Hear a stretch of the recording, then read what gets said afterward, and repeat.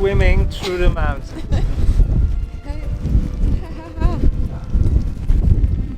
I would have never thought that it's gonna rain so much in Norway. Ever. In August. Norwegian outfit. I know Eddie's wearing shorts, but trust me, it's not that warm. They're like 13 degrees. It's not terribly cold either. Somebody said that you can pretty much wear shorts all year round if you're brave, but you're gonna have to wear something on your head because it's always raining here, Sweden as well.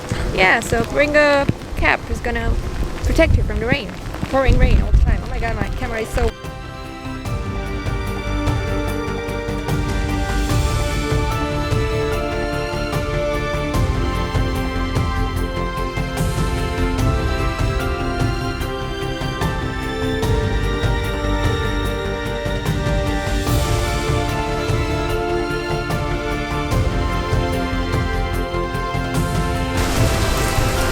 I'm a bit disappointed we cannot see the mountains. Well, we just passed by an island, and from the ground it looked like a really large island where I wanted to visit, but now we just passed it and it's basically the size of my apartment with a bit of a lighthouse, a mini lighthouse in it. Yeah. But I'm looking for whales. Yes, whale, for sure. watching.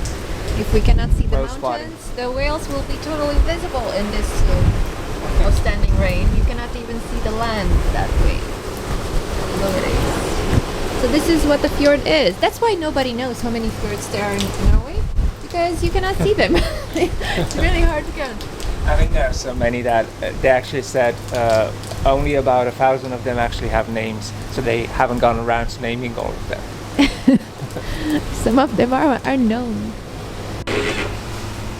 So look at me. I have to develop Shake. dance moves. I need to shake my raincoat. Actually, this raincoat, best investment ever. 35 euros from Sweden. Fashionable too. Yes, it's pink. So we got a coffee and a tea. Given that this ferry ride should take around 30 minutes or more. And yeah, for coffee and tea we paid €7.40. Which is, you know, very cheap. Actually, Eddie paid. Thank you, Edward, for your generosity.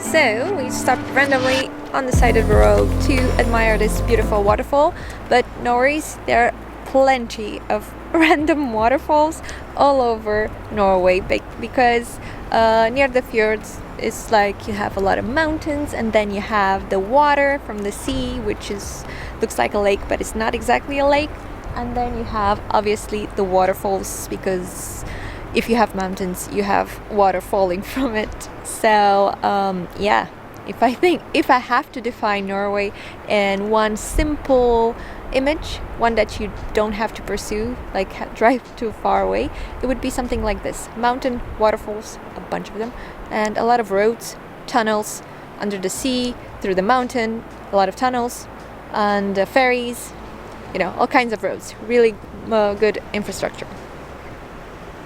Amazing.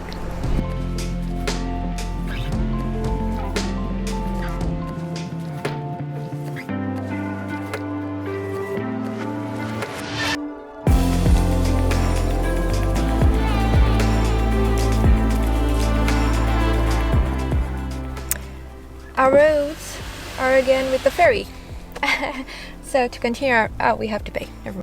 So we just paid. This guy just came to our window and asked us to pay was 79 kronas, which is like 8 euros almost. And I don't know. We have to wait for the ferry. It's gonna arrive in like few minutes. We're gonna get on it and then we're gonna go on the other side to continue our road trip. And by this time I can see that it's quite a normal thing to go by ferry, to like the ferries connect the main roads, And sometimes you have bridges, which are really amazing, but sometimes I guess they they're still working on the infrastructures because they have so many tunnels and a lot of bridges to build when you have so many fjords and mountains, and the geography is so difficult, and the weather is also very unpredictable here. Then you have to do whatever you can to get people moving. So the ferry system still works and works quite well. And for instance, here the distance it's really small. Like you can see the city on the other side, and another ferry leaves every 10 minutes. So basically, it takes like 10 minutes to cross the water. And there are like 2 or 3 ferries that go around. Yeah. So if you're looking for the best roads to see and drive on in Norway, I have to, and let me find the correct pronunciation for this, I have to suggest Molde road, which has 4 viewpoints, official viewpoints that you can find on the map. And we just stopped at the first one. There are also some points in between, but this one has a rather large parking space, as you can see, by the side of the road. Just be careful because the road is pretty steep. It bends. It really bends a lot. It's a winding road. It's quite dangerous, so I don't recommend this for drivers who are not experienced with mountain roads. But let me show you. So at this point, the windy conditions make me confused because I'm not sure if it's raining from the waterfall or if it's raining from the clouds. Right over there you can see the city, so the road gets you there, but the road itself is actually the attraction. And they also have a very nice platform here. Welcome to Geirangerfjord, which is one of Norway's most famous fjords, and it's located in the Sunnmøre region of western Norway. It's about 15 kilometers long and reaches depths of over 250 meters, with steep cliffs rising more than 1,000 meters above the water. The fjord is part of a UNESCO World Heritage Site, thanks to its breathtaking natural beauty and unique geological features. We got here by car, and this is how most visitors get to Geiranger, via the scenic Norwegian National Road 63, which includes the dramatic mountain passes and hairpin turns like the Eagle Road and Trollstigen. These roads are open only in summer due to snow in the colder months. One of the best ways to experience Geirangerfjord is by taking the ferry between Geiranger and Hellesylt. The ferry ride lasts about 1 hour and offers the best views of the famous waterfalls. These are the 7 Sister waterfall, the Suder, the Bridal Veil, and you also get to see some abandoned mountain farms clinging to the cliffs. Spoiler alert, this trip with the ferry that you're about to see was one of our highlights in Norway. So the sun came out. So we are in Geiranger, which is the town that you saw from up the mountain, and this is what it looks like.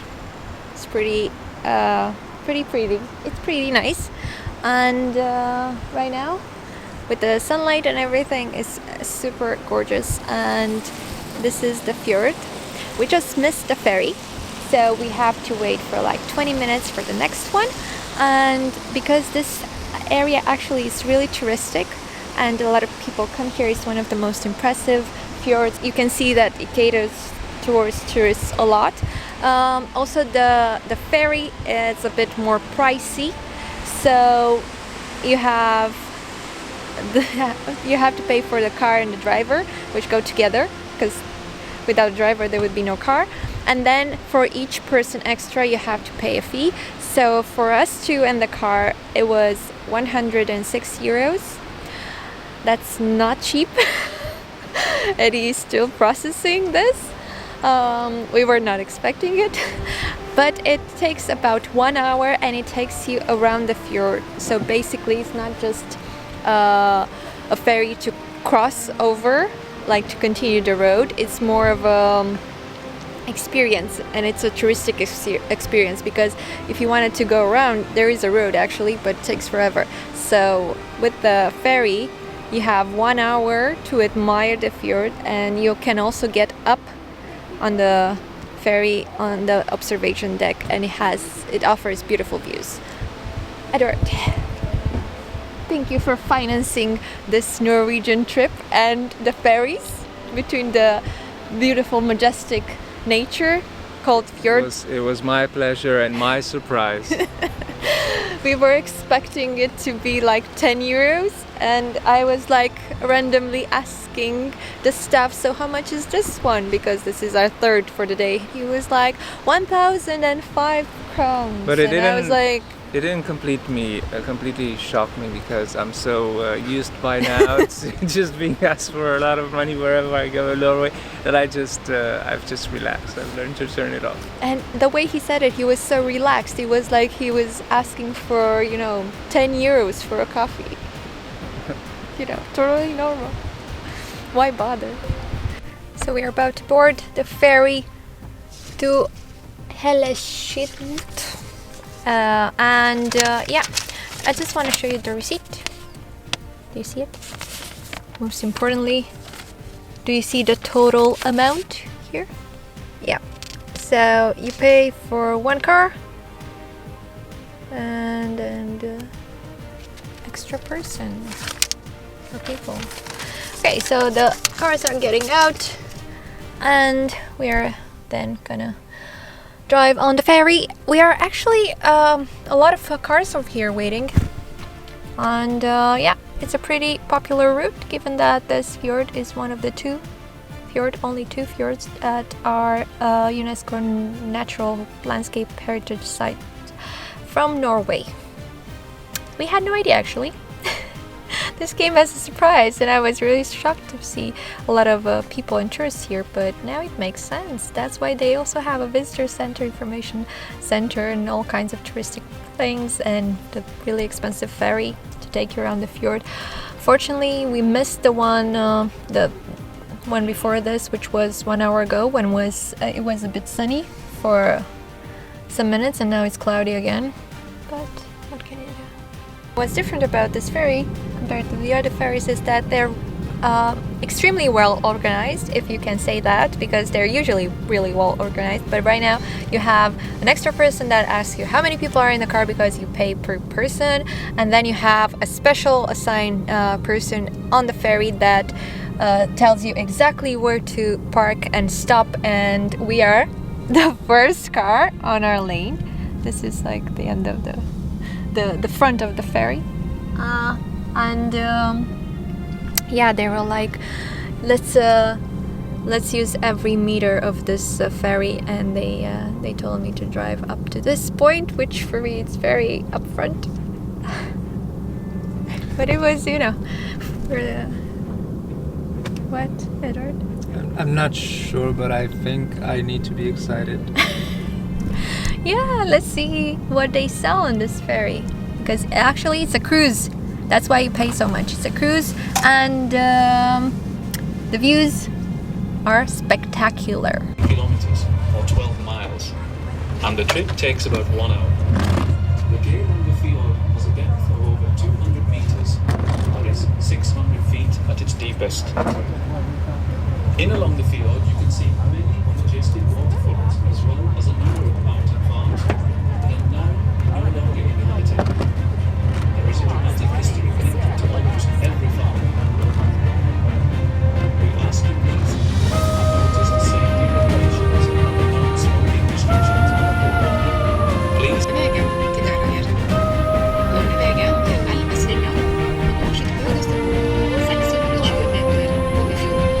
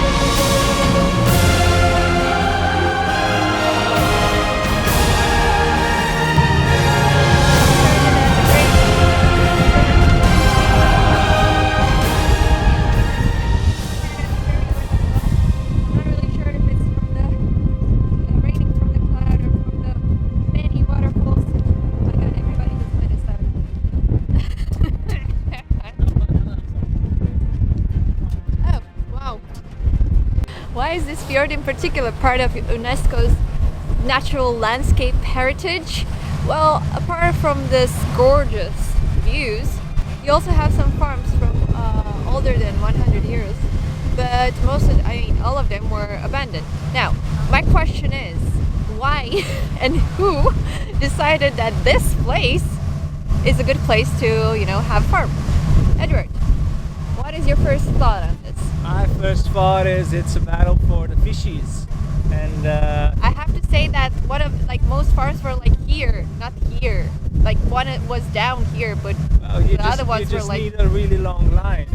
You're still close to the water, and there weren't any vessels to take your fishes, so you'd come here and fish and hunt and try and survive, because the captain actually said that at some point they tied little kids with ropes so that they wouldn't fall, because the farms were way up there, so they just walk around with ropes. I mean, yeah, they would tie their kids with ropes so they wouldn't fall off the cliff. I mean, it's not funny at all. Because the farm was on the cliff. But yeah. And then they decided to abandon the farm because they were afraid that the cliff from over the farm would fall off on them at some point. Which hasn't happened yet, to be fair, so they must be feeling pretty silly about now. Well, yeah, that was more than 100 years ago, so maybe they're past that.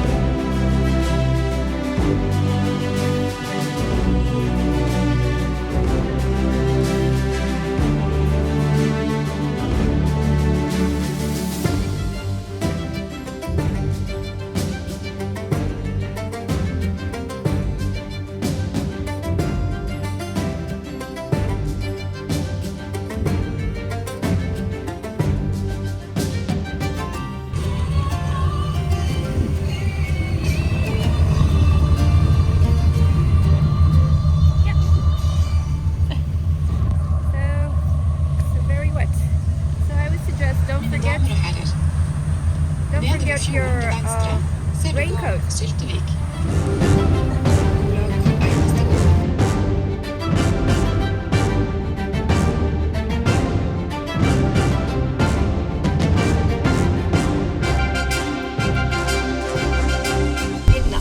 the cruise takes you from one fjord to the next, and if you go on this fjord, you eventually get to the Atlantic Ocean, because all waters are connected, and it's amazing. Hellesylt nach Stranda sehen. Diese Straße hat 3 Tunnel.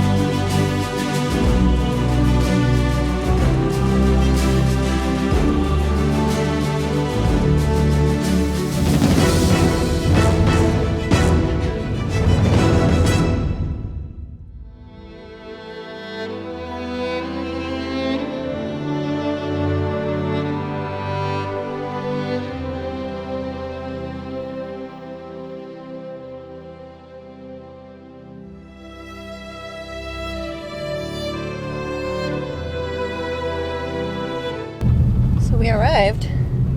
Somebody here has a water plane, aqua plane, I don't know how to call it, hydroplane, and yeah, we are the first car here. Oh my god.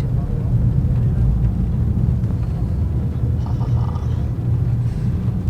So today we found a really cool camping with some cabins right up the mountain next to the glacier. But we just check now if they have any free cabins, and apparently they do not. So we're gonna sleep in a tent. Hopefully this rain will go away by the time we reach our parking place for the tent, our camping.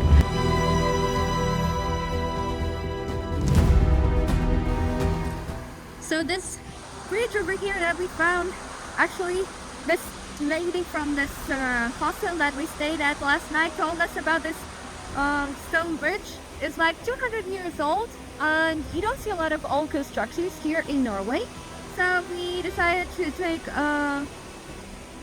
longer routes just to stop to see this bridge. And there was somebody else who stopped to take a picture here. I thought they were following us to see the bridge, but no, they stopped to take a picture of the cow and then they left without looking at the bridge, and I find that amazing. Poor cows. They're hiding from the rain. After we drove off the Geiranger ferry, we continued our trip south. The aim was to enjoy at least one side of the famous Jostedalsbreen National Park. Jostedal Glacier is the largest glacier in continental Europe. It is in the Vestland county in western Norway. The highest peak in the area is of a height of 2,083 meters. In 2022, when we visited, the total area of the glacier was of approximately 458 square kilometers. However, the glacier has existed for approximately 6,000 years and has undergone significant changes due to the climate variation. And this can be easily observed by looking at photos from different years of the same glacier arms.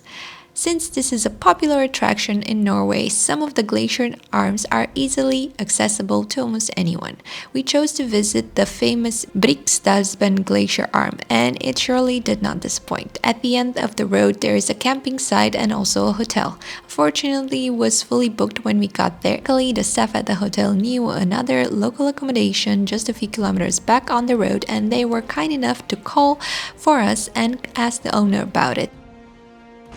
So this is the hut, and that's the glacier right there, and then another part of it right there, and the views, which are amazing, and yeah, amazing. I know I am. We were lucky because the hut was available for the night and the price was affordable too. You'll find many such accommodations in Norway which only have some signs on the road but cannot be found on online platforms. I have all the details of this spot and many others on my blog. So this house seems to be from 1882 and it still looks really good. I'm actually very much surprised. Look, it even has improvements. I think this is quite modern. Now I'm gonna show you the view from this side. Okay, maybe a bit later.